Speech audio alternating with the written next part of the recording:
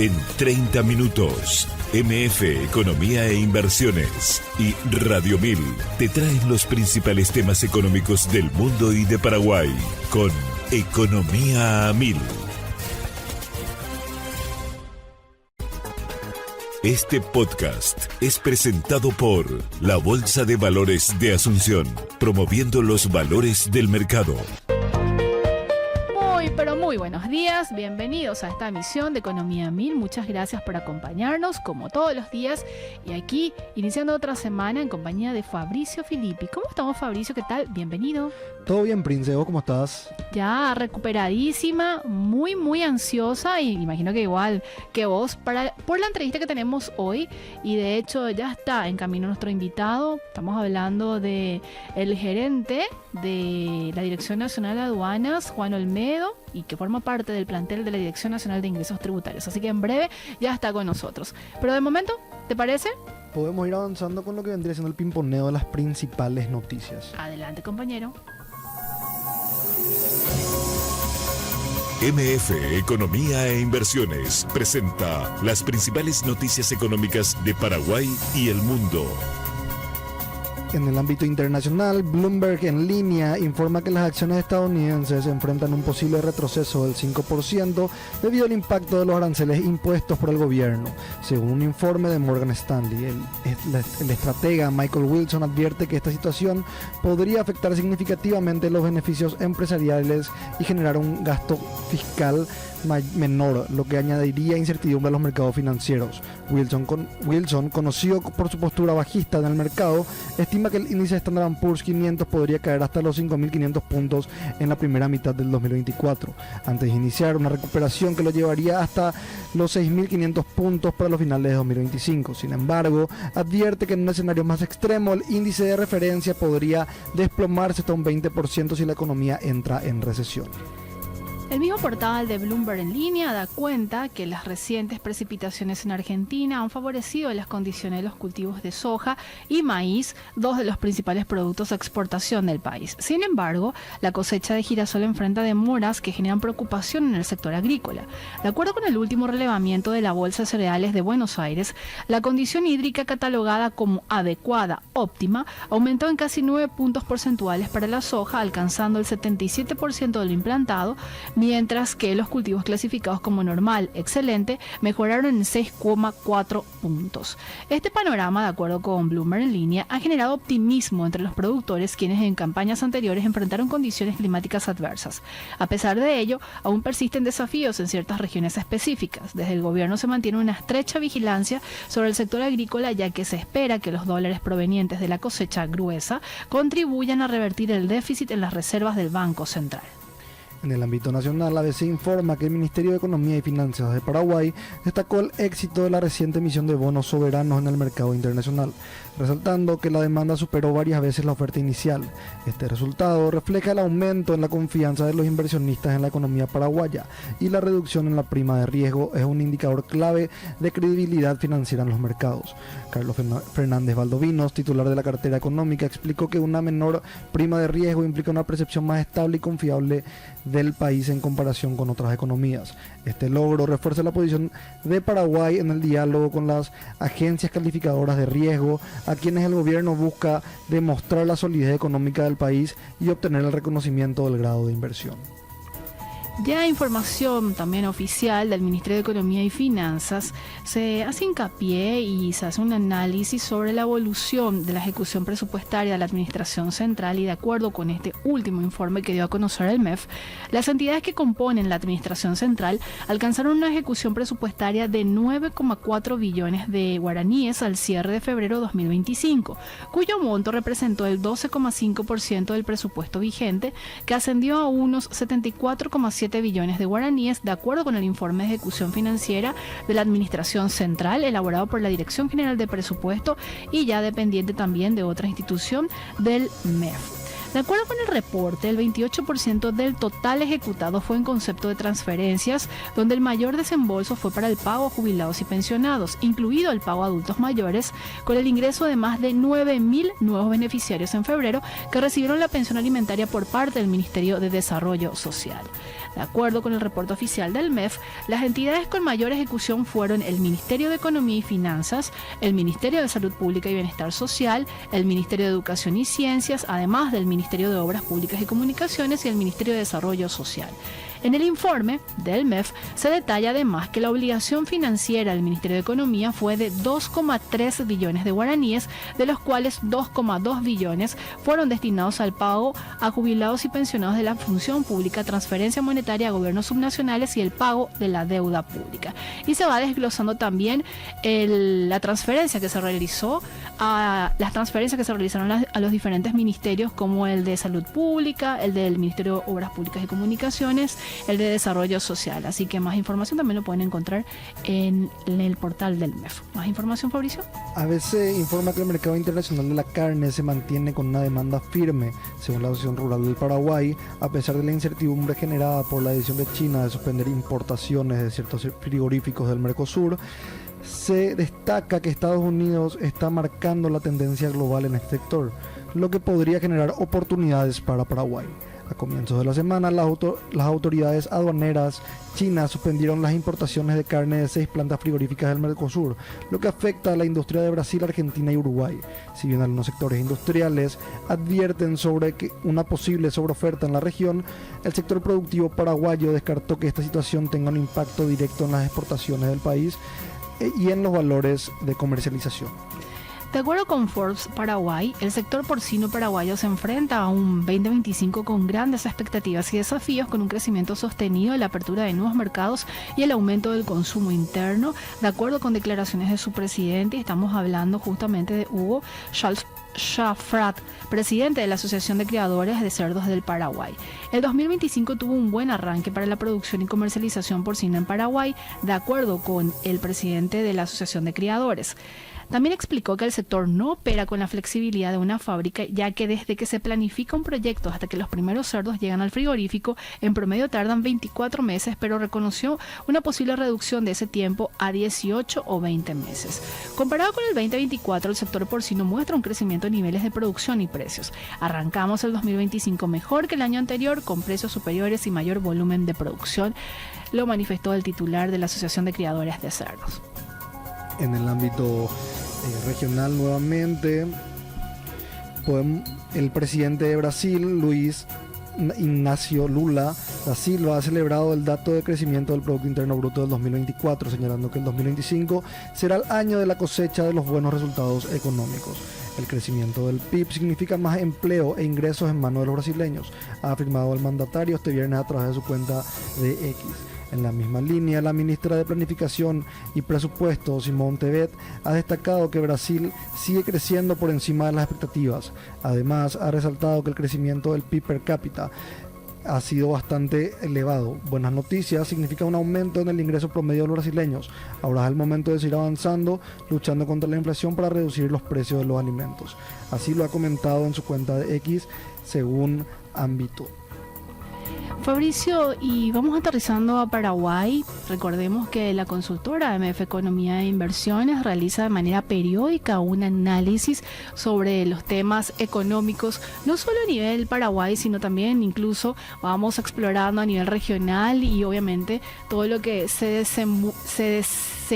desencadene a nivel internacional, con impactos también aquí en Paraguay, y vamos como haciendo un análisis de determinados temas económicos de gran trascendencia, muchos coyunturales y otros atemporales, que de alguna manera también van marcando la visión económica de corto, mediano y largo plazo. En esta ocasión, el análisis se centró ¿en qué? Se centró en la evolución y los factores que influyen en la dinámica del mercado cambiario.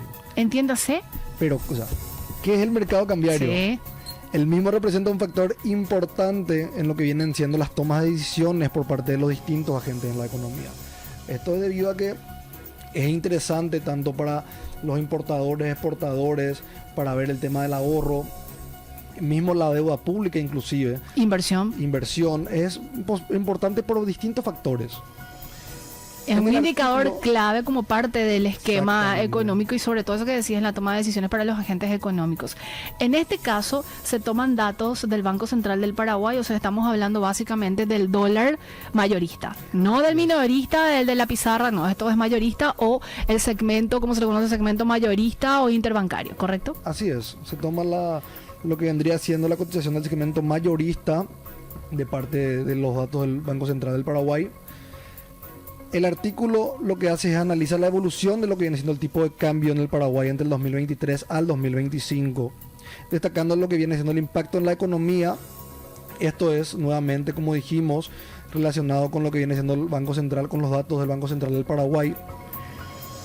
Podemos ver que el guaraní experimenta como dos fases en lo que vendría siendo el análisis: una relativa estabilidad entre abril y septiembre del año 2023, seguida de una depreciación que lleva la cotización a 8.001 guaraníes por dólar. Eso fue en octubre del año 2024. Así es. A final del 2024, nuevamente el guaraní mostró una leve depreciación, cerrando en 7.818 guaraníes y con una proyección de alcanzar los 7.982 guaraníes en 2025. El BCP nuevamente intensificó sus intervenciones para contener la volatilidad, inyectando 4.700,9 millones de dólares entre mayo y agosto de 2023. Esto, nuevamente, recordemos, la intervención que hace el BCP es justamente para poder regular esta volatilidad o estos cambios que se dan dentro de lo que viene siendo el mercado cambiario. Y aquí un paréntesis, Fabricio. El mandato del Banco Central del Paraguay no es la de reencauzar el mercado de divisas o cambiarios, sino más bien su principal mandato está vinculado a controlar o a generar, vamos a decirle, cierta dinámica en los precios. Estamos hablando de la inflación y también la estabilidad del sistema financiero.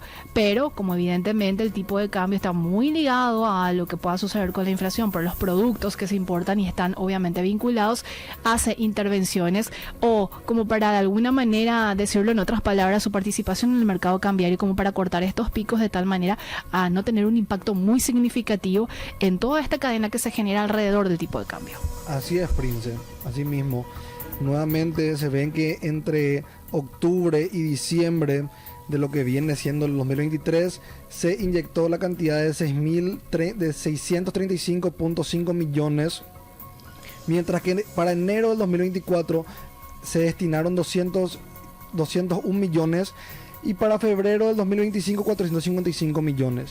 Gracias a la intervención de lo que vendría siendo el BCP se logró mitigar esta suba que hubo en 2024, por lo cual se logró regular, pudieron contener esta volatilidad que tuvo en su momento. Y bueno, normalmente estamos viendo en este año 2025 una constante intervención, por así decirlo, en lo que va del comienzo de año. También cabe recalcar que los factores clave detrás de estos movimientos incluyen lo que es la política monetaria, la liquidez financiera y los precios de los commodities. También en el artículo se señala que las políticas comerciales de Donald Trump podrían generar volatilidad en los mercados internacionales, afectando la estabilidad del tipo de cambio en lo que vendría siendo Paraguay. El 2025 también se presenta con nuevos desafíos. Si bien en el 2024 vimos una tendencia a la alza de lo que vendría siendo el dólar con respecto al guaraní, podemos decir que en 2025 también viene cargado de desafíos ya al comienzo de año, con todo lo que viene promulgando el presidente de Estados Unidos, Donald Trump. Esto puede tener una afectación en lo que vendría siendo la economía local y también a nivel mundial, ¿verdad? Como tocamos varias veces también dentro de las entrevistas que estamos teniendo en las semanas. Igual el mercado financiero internacional está con altísimas expectativas y bueno, incertidumbre, y como ya hablábamos también días atrás con el presidente del Banco Central del Paraguay, Carlos Carvalho, con una dosis de volatilidad, así que todos los agentes económicos están también de alguna manera como expectantes y haciendo el monitoreo correspondiente para ver qué es lo que puede suceder ya con las políticas que viene implementando el presidente de Estados Unidos, Donald Trump, y obviamente la respuesta que tienen algunos países, principalmente principalmente China, que también es un jugador muy importante dentro de la economía internacional global, y las perspectivas son de que el dólar vaya cobrando de alguna manera fuerza con respecto a otras monedas, pero eso también ya va a depender muchísimo de la intervención que tengan los bancos centrales en ese sentido, tratando un poco de mitigar también el impacto. Y en el caso de Paraguay, no solamente tenemos la cuestión externa, Fabricio, como presionando en este sentido en el mercado cambiario, sino también a nivel interno, por una cuestión de que los precios internacionales de la soja están también en baja, van cayendo, y eso evidentemente impacta en el ingreso de divisas y obviamente genera cierta presión en el tipo de cambio. Así que vamos a también seguir viendo cómo se va desenvolviendo y esperemos que haya como una suerte de reencauce de tal manera que el impacto no sea tan significativo en estos meses. Aunque los datos que manejamos desde la consultora hablan de que el año pasado hubo una apreciación del dólar que llegó incluso a 8-9% si hacemos un comparativo interanual. Y se esperaría también que esté en ese orden, siempre que no se presenten otros shocks que puedan de alguna manera presionar aún más y aumentar justamente este porcentaje de apreciación. Y estamos hablando del tipo de cambio guaraní-dólar. Igualmente, todas las economías, sobre todo las emergentes, están ahí con alta expectación sobre lo que pueda ocurrir, considerando lo que ya veníamos diciendo, la política que se viene implementando desde los Estados Unidos y sobre todo lo que también puede llegar a ser la Reserva Federal de los Estados Unidos, la Fed, porque evidentemente toda decisión que se tome en ese contexto y en ese escenario termina impactando en todas las economías del mundo. ¿Algo más que agregar sobre este artículo, Fabricio? Si quieren seguir informándose un poco más con respecto al tema e ir profundizando un poco con respecto a lo que vendría siendo el artículo, lo pueden encontrar en la página de ABC, tanto en la versión digital como en la versión impresa. ¿Es así, Prince? Totalmente, y también pueden ir sugiriéndonos temas, porque vamos tomando como temas que rompan, vamos a decirle, el análisis habitual, que usted, señora, pueda leerlo en los medios de comunicación, sino darle una mirada también diferente y que de alguna manera contribuya al conocimiento de toda la gente que está interesada en este tipo de artículos y de análisis, Fabricio. Nosotros hacemos un corte y a la vuelta seguimos con más Economía Min.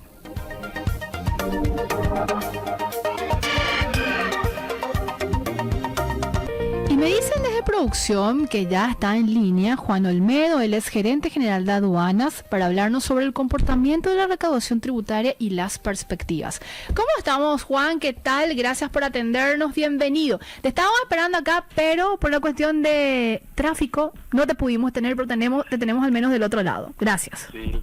Buen día, Prince, buen día a toda la audiencia de Economía Mil. Sí, un gusto compartir con ustedes este espacio, por lo menos de esta forma, ¿verdad? A tu disposición. Lo importante es que te vamos a sacar toda la información que podamos en este lapso de 30 minutos, Juan. Así que arranquemos la entrevista.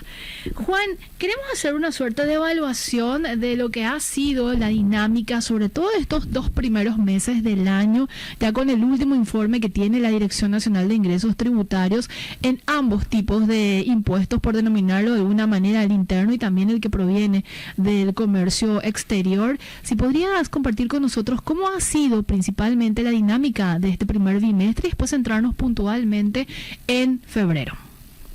Sí, bueno, si analizamos globalmente desde el 1 de enero al 28 de febrero, el comportamiento básicamente de la recaudación tuvo un crecimiento que ronda el 11%, ¿verdad?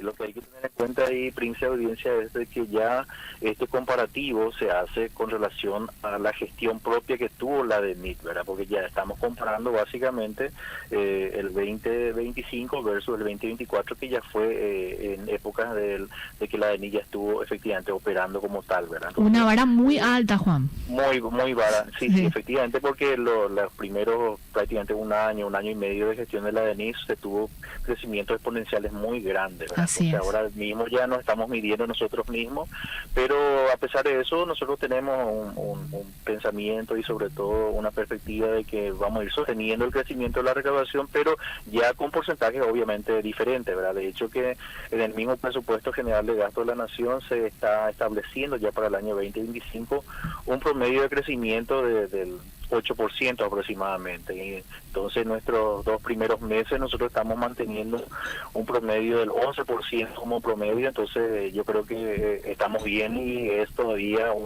un resultado razonable dentro de la expectativa que nosotros tenemos dentro de lo que es el comportamiento de la economía interna y también de lo que refleja el comercio internacional, ¿verdad? Ya sea de la importación principalmente, que nos genera ingresos de recaudación. Si tuviéramos que ponerle números más, vamos a decirle, extensos, Juan, a esto que decís de un aumento de la recaudación, ¿cuánto finalmente terminó recaudando en dinero, en recursos, la DENIT en este tiempo? Bueno, si puntualmente hablamos ya del mes de febrero, ¿sí? ¿verdad? En febrero hemos recaudado básicamente 345 millones de dólares. Pues la recaudación total del mes de febrero. Eso representa un crecimiento del 12,8%. Puntualmente el mes de febrero cerramos con un crecimiento del 12,8%, lo que representa 39 millones de dólares más, ¿verdad? Bueno, estamos básicamente manteniendo un promedio muy importante, recordando que habíamos cerrado tomando diciembre del 2024 y partiendo desde el inicio de la gestión de la creación de la DENIT, en un año y 6-7 meses hemos recaudado más de 1.000 millones de dólares en aumento de recaudación, ¿verdad? Entonces, los 39 millones significa una buena vara de medición en expectativa de recaudación para el mes de febrero, ¿verdad? Si tomamos en cuenta lo que fue por su naturaleza, ¿verdad? Uno de los factores que motivó la creación de la DENIT, que era básicamente una diferencia significativa que había entre lo que se recaudaba en impuestos internos y lo que se recaudaba en los impuestos aduaneros. Siempre se veía una relación poco razonable, porque impuestos internos mantenía un promedio de recaudación del 10% mes de crecimiento, sin embargo aduana fluctuaba entre 4 y 5% de recaudación, de aumento de recaudación. Si comparamos eso, el comportamiento que se fue dando desde la creación de la DENIT, hoy están prácticamente promediando, ¿verdad?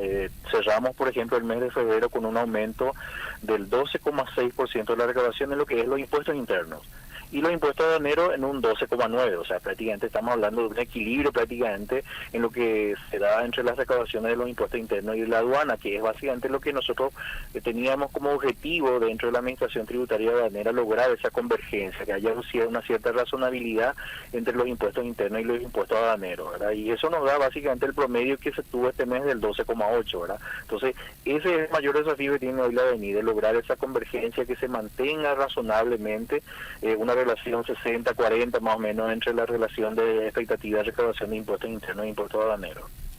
Juan, mencionabas y hacías mucho remarque desde la creación de la DENIT, pero ¿qué es lo que se hizo principalmente con aduanas tras esta fusión de varias entidades, bueno, de las dos entidades administradoras recaudadoras? ¿Qué es lo que se hizo de aquí en adelante o desde la creación para tener finalmente estos números que mencionas también, de ir convergiendo y ya casi una paridad, por lo que estás compartiendo también en materia de ingresos que se tiene tanto por los impuestos internos como por la parte de aduanas? Si tuviéramos que de alguna manera explicarle a la audiencia ese proceso que llevó a estos resultados. Bueno, en primer lugar podemos mencionar 3 ejes específicos. El primer eje es básicamente una planificación relacionada a los enfoques de tipología de control y al uso de la información de los datos que ya tiene básicamente impuestos internos y que tiene aduana, y que se relaciona básicamente a controles preliminares, a un mejor análisis en el aspecto aduanero, sobre todo de la valoración de las mercaderías, de las tipologías de la mercadería que van ingresando, ir sincerando eso y darle una mayor transparencia y trazabilidad a las liquidaciones. O sea que nosotros perfeccionamos los procesos de controles aduaneros en donde logramos de que haya una mayor certeza en las liquidaciones aduaneras. Entonces esa certeza hace que potencialmente ya se dé por una cuestión natural el aumento de la recaudación. Ese es el primer factor.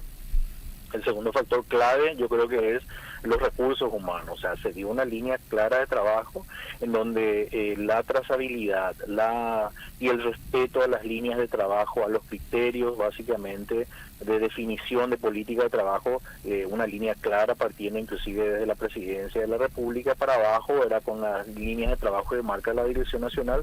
El recurso humano se ha ayornado, se ha adecuado básicamente a este enfoque de trabajo, en donde hay sobre todo una gran fortaleza porque se unen básicamente informaciones de dos instituciones las que inicialmente estaban muy distanciadas, ¿verdad? Que era la de impuesto interno y la de aduana. Entonces, compartir información, tener información de ambas instituciones es una gran herramienta que sobre todo condiciona al usuario, al contribuyente, al importador, al cumplimiento voluntario, al tratar de declarar como corresponde, porque las sanciones pueden ser mucho más altas que el propio impuesto que se está tratando de eludir el pago, ¿verdad? Entonces, esa sensación de riesgo creo que fue un factor muy importante, ¿verdad? Porque la unión de las dos instituciones le da mucha fortaleza y mucha, sobre todo, certeza en el manejo de la información. Y el tercer elemento clave es el uso de la tecnología, ¿verdad? Entonces, al converger dos instituciones muy potentes en lo que es sistemas informáticos y hacer ya básicamente las primeras uniones, el compartir datos de las dos instituciones es un factor muy importante y que genera una sensación de riesgo y sobre todo le va generando un comportamiento diferente al usuario. Yo creo que esos son los tres factores importantes que hacen de que se tenga estos valores de recaudación y que sobre todo se sostenga en el tiempo, ¿verdad? Que va a ser el desafío más importante. Fabricio. Juan, ¿cuál fue la conformación de la composición de lo que vendrían siendo los impuestos en lo que viene siendo el mes de febrero del 2025? Bueno, si tomamos desde el punto de vista de los impuestos internos, tenemos que el IVA tuvo una participación aproximadamente del 70%, y el impuesto a la renta comercial en el orden del 17%, el IVA estuvo en el orden del 2,5%, el impuesto selectivo al consumo en el orden del 3%, el impuesto a la renta personal estuvo en el orden del 2,5% y los demás impuestos rondando el 1%. Pero lo que hay que tener en cuenta es que básicamente los meses de febrero, marzo, abril, mayo son meses muy dinámicos desde la perspectiva de los impuestos internos, porque se dan básicamente los vencimientos de los tributos anuales, sobre todo que son los impuestos a la renta, ¿verdad? Entiéndase, sí. Renta comercial y renta personal también, y la renta del pequeño contribuyente. Entonces, estos valores están de alguna manera condicionados y fluctuando, y tenemos una participación más alta básicamente, probablemente a partir de marzo, abril, en lo que es los impuestos directos. Por eso básicamente se da esta situación de cierta disparidad, porque siempre lo que se está teniendo en los últimos años es una mayor participación de los impuestos directos, ¿verdad? Fue creciendo de alguna manera el comportamiento de pago de los contribuyentes que están afectados a los impuestos a la renta, y decreciendo un poco lo que es el impuesto al consumo como el IVA en general, ¿verdad? Eso fue la tendencia que tuvimos en febrero en lo que es de los impuestos internos, ¿verdad? Ahora, en relación a lo que es los impuestos aduaneros, bueno, la mayor participación se tiene básicamente en el segmento de combustibles, ¿verdad? Se tiene una participación aproximadamente del 20%. Y un aspecto importante dentro de estos dos primeros meses fue el crecimiento básicamente de la importación de vehículos, que es natural porque siempre en los 2-3 primeros meses del año se da básicamente la incorporación al mercado de los modelos nuevos, ¿verdad? Sí. Entonces eso hace que la importación de vehículos sea siempre un factor de crecimiento en los 2-3 primeros meses del año. Y una fuerte también incorporación de productos importados se dio en el área de informática, telecomunicaciones, también de bienes de capital y de repuestos, de autoparte, que los tres prácticamente fluctuaron en el orden del 6 al 7%. Esos son factores también importantes porque generan de alguna manera una expectativa de incorporación de capital operativo dentro del flujo comercial, ¿verdad? Lo que da una tendencia de que va a ser un factor disparador, ¿verdad?, en el consumo, ¿verdad? Eso básicamente son los aspectos más significativos en la composición de los impuestos, ya sean internos o aduaneros. Juan, hablaba sobre el impuesto directo y quería consultarte lo siguiente. ¿Hay estimaciones de cuánto esperan recaudar en materia, sobre todo de impuesto a la renta personal, para lo que empezó ya como vencimiento en marzo, o no tienen ese análisis como de perspectiva? No tenemos un análisis puntual, Sí. porque también hay que tener en cuenta que este año sobre todo se va a probablemente Sí. una participación más fuerte de las rentas de capital, ¿verdad?, que se genera a través del impuesto a la renta, porque históricamente el impuesto a la renta de Paraguay solamente afectaba básicamente a los asalariados puntualmente. Sí. Y a partir del año pasado, con la reforma, se dio básicamente la apertura también del ingreso a las rentas por los capitales que tienen asociados las personas individuales. Y eso fue un ejercicio el año pasado. Nosotros creemos que este año podría ser un avance a lo mejor más importante, por lo menos en la liquidación, pero no tengo por lo menos a mano todavía una proyección de lo que fue el análisis de este mes, ¿verdad?, porque estamos iniciando, pero creemos que va a haber un comportamiento importante. ¿Cómo están estos procesos también de formalización, Juan? Porque recordemos, y habías mencionado que una de las patas o aristas tan importantes de la DENIT iba enfocado a este proceso de formalización y que se traduce también, obviamente, a los resultados que viene teniendo la Dirección Nacional de Ingresos Tributarios. Y en ese sentido, y si existen otros planes también que van a reforzar justamente la inclusión de más contribuyentes en el circuito impositivo del país. Bueno, dentro de lo que es básicamente misionalmente Sí. el rol de la DENIT ahora mismo, dentro de lo que es el proceso de inclusión, hay dos factores bien clave, que es la formalización desde el punto de vista de los impuestos internos y lo que es la facilitación del comercio internacional desde la perspectiva aduanera. En ambos segmentos se tiene planificado hacer esfuerzos relacionados sobre todo a la capacitación y a la orientación, y sobre todo haciendo más esfuerzos aún en lo que es las charlas y lo que es básicamente la promoción también a nivel académico en las escuelas y colegios. Nosotros tenemos planificado para todo el año seguir haciendo capacitaciones a segmentos y a sectores específicos, hacer charlas informativas, y sobre todo un factor también clave que estamos también innovando ahora dentro del mes de marzo, Príncipe de Audiencia, es la unificación del registro único, ¿verdad? Bien recordarás, la audiencia también a lo mejor recuerda de que desde la perspectiva de lo que era la anterior Subsecretaría de Estado de Tributación, nosotros teníamos un registro único de contribuyentes para los contribuyentes que de alguna manera estaban afectados al IVA, al impuesto a la renta personal, etcétera. Y los importadores y exportadores que participaban dentro del comercio internacional tenían todo un sistema de registro independiente, entiéndase, importadores, exportadores, agentes de transporte, agentes de carga, despachantes, tenían que inscribirse en otro registro que administraba la Dirección Nacional de Aduanas. Entonces, un primer gran efecto, vamos a decir, que va a tener el usuario exterior de lo que es básicamente hoy la vida institucional y la cobertura institucional que da la DENIT, es un registro único. Entonces, ese registro único justamente a partir de este mes de marzo se ha puesto en vigencia, donde se ha consolidado ya ambos registros. Eso nos va a permitir a nosotros una reestructuración total del registro, donde vamos a volver a validar los registros de todo el universo de contribuyentes afectados en el país, y que también nos va a permitir incluir también a segmentos de contribuyentes que a lo mejor no estaban bien claro cuál era básicamente el nivel de cobertura que tenían dentro del ámbito tributario. Entonces, el eje nuestro está en la formalización, la facilitación, la capacitación, la socialización y sobre todo la búsqueda constante de actualización de datos, ¿verdad?, que es básicamente un factor clave para que se tomen decisiones sobre eso en base a los futuros que se piensan planificar en actividades tributarias y aduaneras. Juan, ¿cómo está haciendo este proceso del registro único? Digo, ¿hay como una información para los nuevos contribuyentes, que son luego contribuyentes, pero que van a tener un solo registro, o esto se hace de oficio, luego se les comunica? Y finalmente, ¿cómo es este identificador? ¿Se usa lo que se usaba como el RUC o como identificador aduanero, o se crea uno nuevo? ¿Cómo está haciendo este proceso? Bueno, básicamente, Prince, nosotros hasta el 28 de febrero, Sí. las modificaciones solamente se dieron en el ámbito aduanero. ¿Por qué? Sí. Porque una persona que tiene su registro único de contribuyente como un contribuyente natural de IVA, de renta, etcétera, tenía en su inscripción en el RUC como una actividad económica la de ser importador o exportador.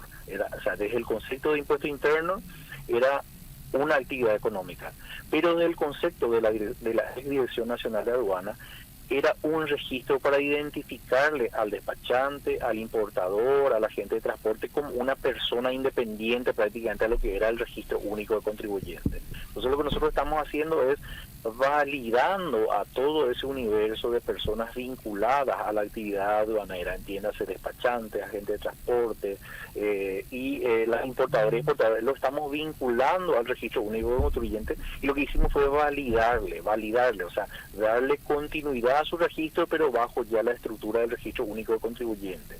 Y recién en junio le vamos a pedir a todos los contribuyentes que están afectados en ese segmento de personas vinculadas a la actividad aduanera una revalidación de sus informaciones. ¿Qué es lo que con eso vamos a hacer? Es tratar de convalidar que, por ejemplo, el domicilio que Prince tenía inscrita en el RUC como periodista, ¿verdad? Y tenía una dirección A Prince también estaba inscrita en la aduana como importadores, pero tenía una dirección B donde funcionaba probablemente su local de importación, ¿verdad? Entonces lo que nosotros vamos es consolidar esos datos personales, consolidar correos electrónicos, consolidar de alguna manera también representantes, etcétera, para que entonces tengamos en una sola plataforma ya todos los datos, y también el usuario, el contribuyente, a través de un proceso ya totalmente digital, tenga también mucho más facilitaciones y claridad en sus registros. Ese es el objetivo principal que estamos buscando, ¿verdad? Y esto va a ser un proceso totalmente digital, ¿verdad? Porque hasta hoy, por lo menos lo que era la Dirección Nacional de Aduana, el proceso de registro se daba en forma manual. Uno tenía que concurrir a la oficina, hacer todo un trámite manual, presentar requisitos y formalidades que a lo mejor ya la administración lo tenía, ¿verdad? Pero que ahí hay que volver otra vez a presentar. Entonces esa burocracia es lo que sobre todo buscamos erradicar, y que exista ya una sola plataforma de datos única, ¿verdad? ¿Y cuántos estarían de alguna manera impactados por este nuevo registro único, Juan? Bueno, y en promedio nosotros tenemos registrado entre 2.000 a 2.500 personas vinculadas a la actividad aduanera. Entonces lo que justamente vamos a hacer ahora con este nuevo proceso de registro, o más bien no es un nuevo proceso de registro, sino una actualización de datos en los registros, es sincerar también eso, ¿verdad? Porque muchas veces tenemos a lo mejor informaciones duplicadas, no actualizadas. Entonces lo que pretendemos es que para el próximo año tengamos un universo ya totalmente nuevo, y sobre todo clarificado y estandarizado. Fabricio. En términos de lo que viene siendo la innovación, así como estuviste diciendo, señor Juan, en la cuestión aduanera, o lo que vendría siendo los procesos aduaneros, ¿qué medidas hasta ahora se están planteando implementar para seguir modernizando estos procesos? Bueno, y esto que estoy señalando es básicamente lo principal y sería prácticamente la columna vertebral de un proceso de cambio, ¿verdad? Porque si estábamos hablando que para empezar a registrarse luego en un proceso aduanero hacíamos los procesos a mano, ¿verdad? Firmando, registrando por ejemplo las firmas en libros de acta, ¿verdad? Eso es algo totalmente fuera del contexto ya actual de la modernidad, ¿verdad? Entonces nosotros básicamente lo que estamos ahora es innovando el proceso de registro para que inicialmente la persona que ya va a empezar a gestionar un proceso aduanero empiece ya en un proceso totalmente digitalizado, ya en donde el uso de la firma digital va a ser básicamente nuestro norte en la brevedad, para que los procesos estén totalmente alineados ya en una sola plataforma y que le dé trazabilidad a toda la gestión aduanera. También obviamente parte del proceso aduanero, que son la formalización de los despachos aduaneros, ya están también digitalizados ya hace un tiempo, ¿verdad? Y esa plataforma lo que vamos a ir es trabajando para de alguna manera llevar una mayor simplificación en los procesos y desburocratizar algunos trámites o algunos requerimientos que se piden anexar dentro del proceso aduanero, para que eso tenga una mayor agilidad y simplicidad, y eso conlleve sobre todo a una economía procesal dentro de la gestión del comercio internacional, porque la competitividad es lo que le da eficiencia al proceso aduanero. Entonces, en la medida que el trámite sea simple y la facilitación sea un norte claro, la competitividad va a ser siempre un factor efectivo y verá sobre todo para los procesos de exportación, ¿verdad? Donde buscamos que los costos sean siempre los menos posibles para que los productos finales que salgan del país sean competitivos en el mercado exterior. Juan, con respecto al comercio de frontera y la intervención de la Dirección Nacional de Ingresos Tributarios, ¿cómo está siendo de alguna manera la presencia de la DENIT también con ciertas innovaciones en ese sentido o quizás algunos planes más concretos en esas zonas conocidas como de frontera o polo comercial? Bueno, tenemos que ver dos aspectos bastante diferentes ahí, Prince. Uno es desde el lado de lo que sería el control, por ejemplo, que nosotros estamos haciendo dentro del plan anual anticontrabando, ¿verdad? Que es básicamente reprensión, control, barrer de alguna manera todas las zonas de riesgo que tenemos y sobre todo atacar ya no solamente a aquel contrabandista al menudeo, sino ir rompiendo los esquemas de alguna manera que se fueron formando históricamente, ¿verdad? Entonces eso es una dinámica de todos los días. Nosotros en febrero de este año hemos cambiado totalmente esa unidad por una cuestión casi natural, ¿verdad? De renovación de los recursos humanos que trabajan en esa unidad, porque es un trabajo muy desgastante que no tiene prácticamente un espacio de tiempo para descansar. Se trabaja sábado, domingo, feriado, a la noche. Entonces la avenida ha creído conveniente renovar totalmente ese equipo, sobre todo también con un perfil de capacitación diferente. Se ha hecho básicamente evaluaciones, inclusive haciendo un poco análisis de perfil psicotécnico, psicológico, y diferentes tipos de capacitaciones adicionales para que el personal cada día se sienta más competente para desarrollar ese trabajo. Entonces estamos haciendo un nuevo impulso para este año 2025 para que logremos de vuelta tener resultados auspiciosos en ese segmento. Eso es un aspecto. El otro aspecto es que estamos articulando también reuniones siempre concretas con nuestros pares, ya sean de Argentina o de Brasil, sobre todo en proyectos que son muy estratégicos para el país, como la ruta bioceánica, ¿verdad? Y también la habilitación del puente que tenemos del presidente Franco con Foz de Iguazú, ¿verdad? Que está también ya con un cronograma de culminación bastante avanzado. Entonces eso también implica para nosotros un análisis y un proyecto importante de innovación, porque buscamos sobre todo en estos nuevos proyectos innovar con tecnología, con procesos más fáciles y que sean beneficiosos, sobre todo para que el comercio pueda fluir y sobre todo también se dé transparencia, trazabilidad y seguridad, ¿verdad? Porque también está de por medio de la seguridad como un factor clave para el país, ¿verdad? Totalmente. Juan, y este régimen de turismo que sufrió también un ajuste, si mal no recuerdo, el año pasado, ¿cómo viene impactando en el tema de los ingresos y realmente surtió el efecto que estaban buscando con este reajuste o cuál es el análisis o la opinión que te merece justamente esta medida que se había tomado el año pasado? Bueno, inicialmente la medida tuvo un poco de resistencia, ¿verdad? Por el hecho de que nosotros implementamos algunos criterios orientados muy fuertemente a la formalización y a la transparencia, sobre todo el uso de los capitales, ¿verdad? Hemos puesto, por ejemplo, techos muy altos de capital, por ejemplo, operativo para los importadores que se iban a inscribir en el régimen, pero luego hicimos un análisis globalmente como equipo ya del gabinete de la presidencia como tal, entre varios ministerios, y se ha emitido una nueva reglamentación que esos topes ha reducido un poco, ¿verdad? Entonces, con eso de alguna manera se estabilizó el proceso de inscripción al régimen, ¿verdad? Pero fuera de eso, lo que más buscaba básicamente de ese proyecto de modificación del régimen de turismo era reducir costos tributarios para que finalmente el producto que va a ser ofertado a los turistas, a los compradores que estaban acogiéndose a ese régimen, esos precios sean competitivos y siga con eso incentivando a las personas que vengan a esos sitios a hacer las compras, ¿verdad? Y esa reducción impositiva se dio no solamente desde la perspectiva de los impuestos, sino también se logró reducir las tasas en la DINAC para los procesos de importación de esos productos que estaban afectados al régimen. Entonces nosotros creemos de que todavía es muy prematuro aventurar el impacto que tiene eso, hay que darle un poco de avance al desarrollo de las operaciones, pero creemos que con esas medidas se vuelve a lo mejor mucho más competitivo un poco el precio final del producto que va a ser ofertado dentro del país para los turistas, y que con el tiempo eso le va a dar un poco la posibilidad a nuestros comerciantes de frontera de seguir siendo competitivos con relación a los modelos de negocios parecidos que ya por ejemplo se están instalando en Fovera, que ya han instalado también Duty Free con también un segmento de reducción de impuestos y que estaban de alguna manera siendo ya una competencia bien fuerte para nuestros comerciantes de frontera. ¿Y cuántas empresas lograron inscribirse finalmente bajo este régimen, Juan? No tengo un dato exacto ahora, Prince, porque justamente en el mes de febrero Sí. se emitió Claro. el decreto que reglamentaba eso y estamos en pleno proceso de reinscripción. Ahora justamente en marzo se van a hacer vamos a decir, las regularizaciones de inscripciones de todos los contribuyentes afectados a este régimen. Yo creo que a fin de mes de marzo tendríamos un universo regularizado y podríamos dar una estadística real de cuál es el universo de contribuyentes que hoy están operando con el régimen de turismo.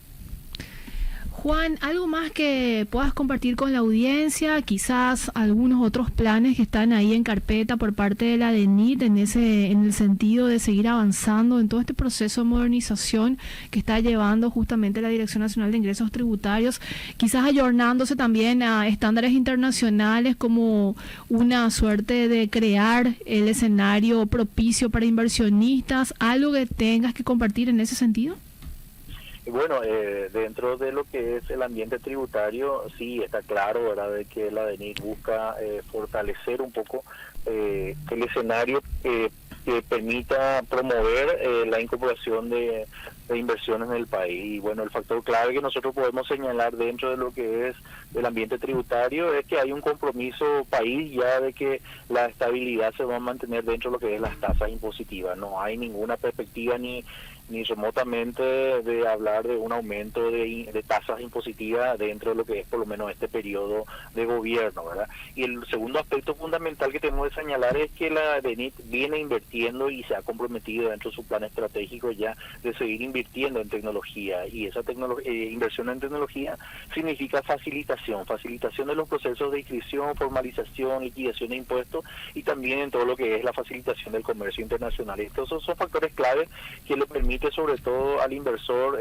tener cierta confianza en lo que es el desarrollo del ámbito tributario y aduanero, porque la facilitación y el uso intensivo de la tecnología sobre todo le da transparencia y le da trazabilidad a las operaciones, y eso también le permite tener mayor credibilidad en la gestión de la institución, y eso es un compromiso que tenemos como institución de seguir avanzando en esa línea. Fabricio. Señor Juan, tendrían una proyección para lo que vendría siendo la recaudación para este año? Y aparte, ¿qué desafíos consideras que se podrían presentar de repente en este año? Bueno, lo que nosotros tenemos como proyección para cumplimiento propiamente de lo que es el presupuesto general de gasto de la Nación es una proyección de crecimiento del 8% para el año 2025. Según nuestras estimaciones bien optimistas, nosotros estimamos que estaríamos superando eso y que estaríamos fluctuando entre el 10 y el 11%, que es básicamente el promedio que estamos manteniendo ya para el mes de febrero. Esa es básicamente nuestra expectativa, ¿verdad? Ahora, ¿cuáles son variables que se puedan dar de repente como un desafío para nosotros? Es básicamente, por ejemplo, dentro del ámbito aduanero, no tener inconvenientes que estén fuera de nuestro contexto nacional. Por ejemplo, en este mismo momento estamos teniendo dificultades ya de vuelta con la navegabilidad del río. Ahora tenemos sedimentos que están generando el río Bermejo y que han taponado prácticamente todo el río Paraguay, aguas abajo de Pilar. Entonces no estamos teniendo ni salida ni entrada de medios fluviales. Entonces eso automáticamente genera una reducción significativa de lo que es el proceso de cobros aduaneros, ¿verdad? También eso repercute directamente también en el consumo interno, ¿verdad? Porque no llegan mercadería, entonces no se tiene stock disponible para la venta a nivel local, no salen también productos de exportación, entonces no genera básicamente un ingreso de divisa, etcétera. Entonces esos son factores que obviamente están totalmente ajenos a nuestra previsibilidad, pero que esperemos que dentro del año no se den factores como eso, sequía, etcétera, que son siempre factores críticos y que impactan directamente en el comercio interno y también en el comercio internacional, ¿verdad? Juan, como siempre, un gusto tenerte aquí en Economía 1000. Espero que tengas un excelente inicio de semana. No, un gusto compartir siempre el espacio con Economía 1000. Siempre estamos a disposición para charlar, compartir un poco sobre nuestras novedades y sobre todo estar siempre predispuesto a poner a consideración de la ciudadanía todo lo que es de interés para ello, ¿verdad? Y sin dejar de considerar nuestro agradecimiento como institución a los usuarios, a todos los contribuyentes que pagan sus impuestos, a las empresas que pagan sus impuestos, a los importadores y exportadores que confían en la institución, porque realmente ellos son los que hacen de que los números estén en la dimensión que hoy estamos exponiendo, ¿verdad? Sin la participación y el compromiso de ellos, la institución poco nada también puede hacer. Así que hay que darle ese reconocimiento también a los contribuyentes que confían y que siguen aportando en los tributos previstos en las normativas. Totalmente. Juan, esto es último. ¿Dónde la gente puede encontrar mucho más información de lo que estás compartiendo con nosotros? Si hay de alguna manera un portal en el que la gente pueda entrar y ver y de alguna manera también ir investigando y sacando información, ¿dónde lo puede hacer? Sí, nosotros estamos siempre informando directamente también a través de nuestra página web, ¿verdad? www.denit.gov.pi, y también en todas nuestras redes sociales. Estamos en Twitter, en Instagram y en Facebook también, Denit como enlaces de referencia. Así que siempre estamos interactuando con la ciudadanía también, inclusive estamos interactuando fuertemente en las redes, respondiendo consultas, o inclusive en el día a día siempre se dan controversias, se dan de repente situaciones particulares que hacen a la conectividad de los sistemas, a informaciones que están surgiendo de repente en el ambiente, y en las redes siempre estamos también interactuando un poco, pero también tener participación en este mundo globalizado, y donde las redes siempre es un factor importante de llegar también a todos los usuarios, ¿verdad? Juan, que tengas un excelente lunes. Igual, a las órdenes. Muchas gracias. ¿Estuvimos con Juan Olmedo, gerente general de aduanas, hablando un poco de lo que fue el comportamiento de las recaudaciones tributarias y las perspectivas que hay para este 2025. Y decía ya Juan, la vara es muy alta porque se están comparando ya con la dinámica que tienen como nueva institución, que es la Dirección Nacional de Ingresos Tributarios, así que el desafío es muchísimo mayor si lo vemos desde esa perspectiva, y siempre también que la economía y todo el comportamiento de los agentes económicos acompañen justamente este proceso. Van a llegar a la meta y quizás superarla, así que también es un reflejo de cómo está yendo la economía cuando tenemos números tan positivos que lo refleja la Dirección Nacional de Ingresos Tributarios. Nosotros, Fabricio, nos vamos despidiendo. Vamos a ir despidiendo, Prince. Dejamos en expectativa mañana nuestra entrevista. Podemos dejar una vez en expectativa. Me da ese José Mayo, puedo mandarle al frente a Fabricio. No más. Nosotros tenemos una agenda digital donde ponemos justamente los nombres de los entrevistados. Hoy Fabricio me pregunta, Prince, ¿a quién le tenemos? ¿Y qué le dije? Revisa la agenda. En fin, por eso es que no sabe quién viene mañana. No, ¿sabes qué pasa? Porque a mí me gusta sorprenderme. Eso es lo que pasa. Sí, se nota. Me gusta sorprenderme. No te crees nadie. Priscila, Mirna ni José, así que yo creo que la audiencia tampoco.